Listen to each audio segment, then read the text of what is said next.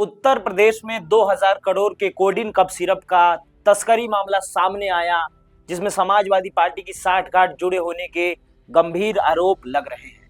नमस्कार, मैं प्रकाश सिंह और नेक्स्ट जन ब्रॉडकास्ट में आज हम बात करेंगे उस 2000 करोड़ के कोडिन कप सिरप तस्करी मामले की, जिस पर आज मुख्यमंत्री योगी आदित्यनाथ और समाजवादी पार्टी के अध्यक्ष अखिलेश यादव सीधे आमने सामने हैं। आइए समझते हैं क्या है पूरा मामला, बने रहिए वीडियो के अंत तक। उत्तर प्रदेश में इस वक्त जो मामला सामने आया है वो सिर्फ एक आपराधिक घटना नहीं है, वो एक ऐसा केस है जो नशे के अवैध कारोबार, सरकारी सिस्टम की जवाबदेही और राजनीतिक आरोप प्रत्यारोप तीनों को एक साथ कटघरे में खड़ा करता है। सवाल ये है कि मामला अचानक इतना बड़ा कैसे हो गया।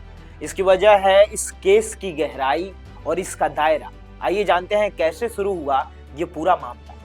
18 अक्टूबर स्थान सोनभद्र का रॉबर्ट संगज, आबकारी विभाग ने 2 संदिग्ध कंटेनरों को रोका। कागजों में इन कंटेनरों में नमकीन और चिप्स भरे होने की जानकारी थी, लेकिन जब तलाशी ली गई तो तस्वीर बिल्कुल अलग थी।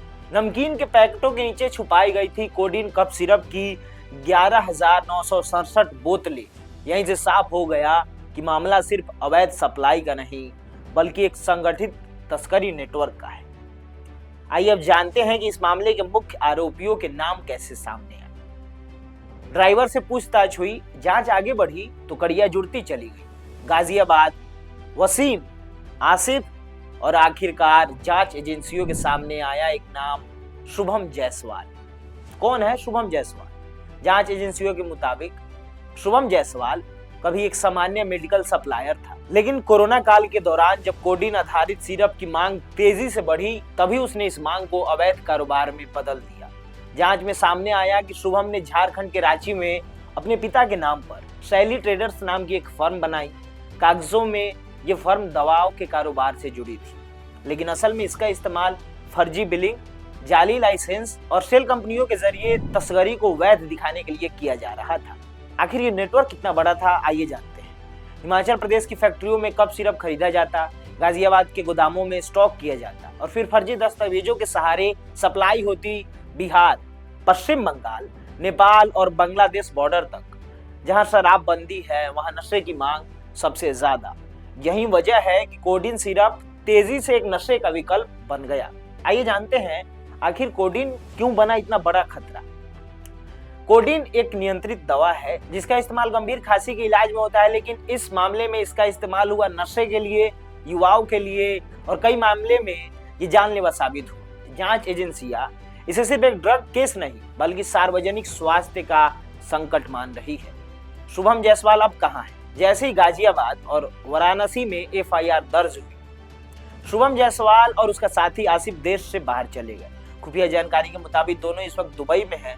शुभम ने वहां से एक वीडियो जारी कर खुद को निर्दोष बताया है, लेकिन STF, anti narcotics task force और ईडी तीनों एजेंसियां अब उसके मनी ट्रेल और नेटवर्क पर काम कर रही है। आखिर अब तक की कार्रवाई क्या है? अब तक 5 एफआईआर दर्ज हो चुके हैं, 12 से अधिक दवा कारोबारियों पर केस है, कई गिरफ्तारियां हो चुकी है, शुभम के करीबी और उसके सीए पर छापेमारी हुई। यानी मामला अब सिर्फ राज्य नहीं, केंद्रीय एजेंसियों के दायरे में भी। एक और अहम मुद्दा यहाँ से आरंभ होता है कि राजनीति का इसमें क्या रोल है। यहीं से मामला राजनीतिक रूप में संवेदनशील हो गया। मुख्यमंत्री योगी आदित्यनाथ ने आरोप लगाया कि इस तस्करी नेटवर्क के कुछ आरोपी समाजवादी पार्टी से जुड़ रहे हैं। उन्होंने यहाँ तक कहा कि प्रदेश के अधिकतर माफियाओं के तार समाजवादी पार्टी से जुड़े हैं और शायराना तंज कसा कि धूल चेहरे पे थी और आईना साफ करते रहे। इसमें एक फोटो विवाद भी हुआ। सरकार की ओर से कुछ तस्वीरों का हवाला दिया गया जिसमें आरोपियों को सपा नेताओं के साथ देखा गया। इसी आधार पर सवाल उठाया गया है कि क्या इस नेटवर्क को राजनीतिक संरक्षण मिला? अखिलेश यादव का पलटवार आया। सपा प्रमुख अखिलेश यादव ने इन आरोपों को सिरे से खारिज किया। उन्होंने कहा, सिर्फ फोटो के आधार पर किसी को दोषी ठहराना गलत है। सरकार अपनी नाकामियों से ध्यान भटका रही है। एसटीएफ की निष्पक्षता पर भी उन्होंने सवाल उठाया। अखिलेश का साफ कहना है ये पूरा मामला राजनीतिक बदले की कार्रवाई है। यही वजह है कि ये केस अब सिर्फ कप सिरप, सिर्फ ड्रग तस्करी नहीं रह गया है, यह बन चुका है माफिया संरक्षण बनाम राजनीतिक प्रतिशोध की बहस का केंद्र। और 2027 के चुनाव से पहले इसकी राजनीतिक गूंज और तेज होने वाली है। आज सवाल ये नहीं है कि कोडिन कहां से आई, सवाल ये है क्या पूरे नेटवर्क का सच सामने आएगा, क्या राजनीतिक आरोप साबित होंगे और क्या दोषियों पर बिना दबाव के कार्रवाई होगी। क्योंकि ये मामला सिर्फ नशे का नहीं, ये सिस्टम की साख की परीक्षा है। आपका क्या मानना है इस बारे में कमेंट सेक्शन में अवश्य बताएं। जुड़े रहे नेक्स्ट जेन ब्रॉडकास्ट के साथ। धन्यवाद।